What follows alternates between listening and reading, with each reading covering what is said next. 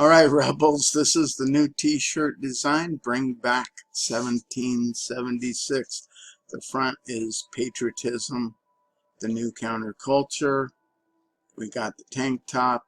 We've got the long sleeve t-shirt. I'll be adding more later. On to your briefing. All right, Rebels, today's briefing is from the Patriot Post. Evaluating the reopening. Georgia Governor Brian Kemp was vilified by the media, but the early results are promising. By Nate Jackson, published May 15th. Let's begin the article. The original stated goal of the coronavirus lockdown was to, quote, flatten the curve, close quote, of infections so as to keep hospitals from being overwhelmed. The goal was not to reduce COVID-19 deaths to zero. Last we checked, preventing death entirely was above humans' pay grade. The corollary is something we've been among the few clearly stating. Reopening will likely yield more infections and deaths, but it's something we must do to prevent worse consequences. Left media-driven panic moved the goalposts for reopening, and thus any governors who buck the new wisdom, quote-unquote, are vilified. Well, Republican governors are anyway. Georgia's Brian Kemp became the leading villain, standing accused of running an experiment in human sacrifice and of having blood on his hands for beginning to reopen the state on April 24th. Open paren. Remember, Kemp's accusers are all supporters of Planned Parenthood, close paren. I don't know what they're trying to imply with that.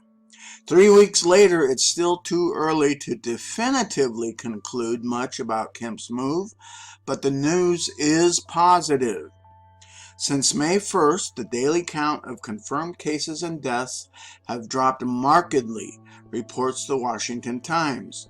As of Wednesday, the 7-day moving average of new cases was 242, down from 773 on April 29th.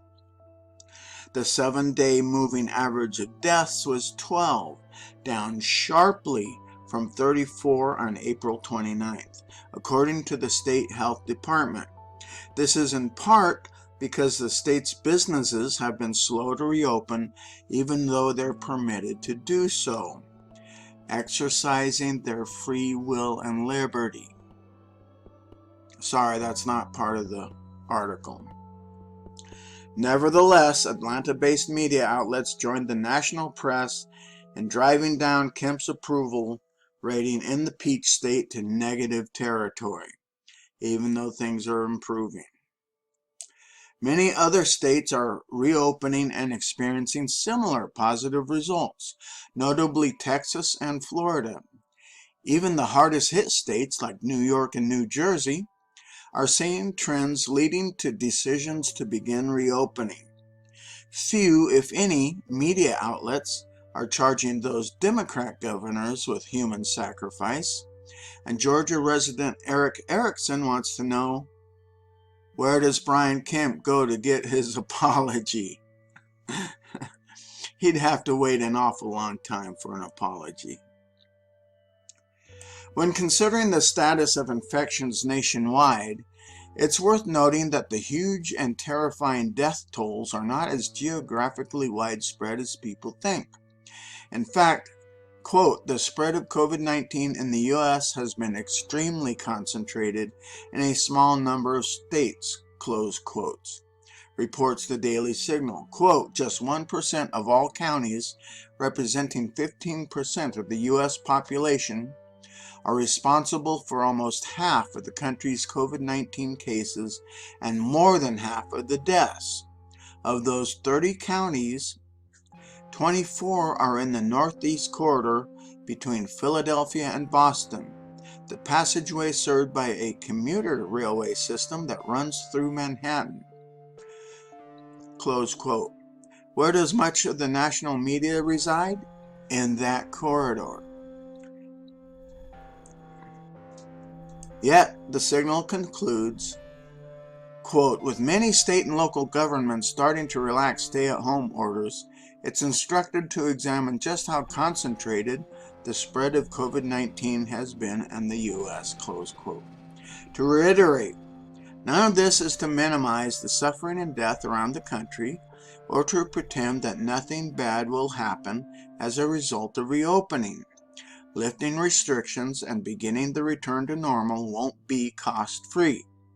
We do, however, aim to continue our mission to offer the kind of grounded grassroots perspective that is sorely lacking in the elitist media echo chamber. End of article. So, I just want to follow up on it won't be without cost. So far, it's been without cost for Georgia, at least according to this article. Several states that never closed down are still doing just fine. That being said, more infections, as it said, and possibly more deaths.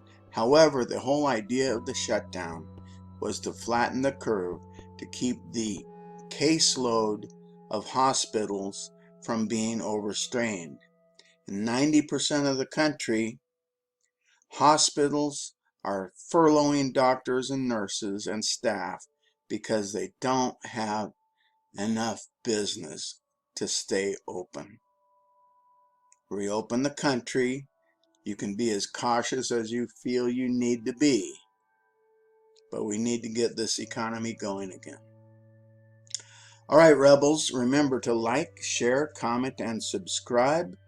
Get your shirt, and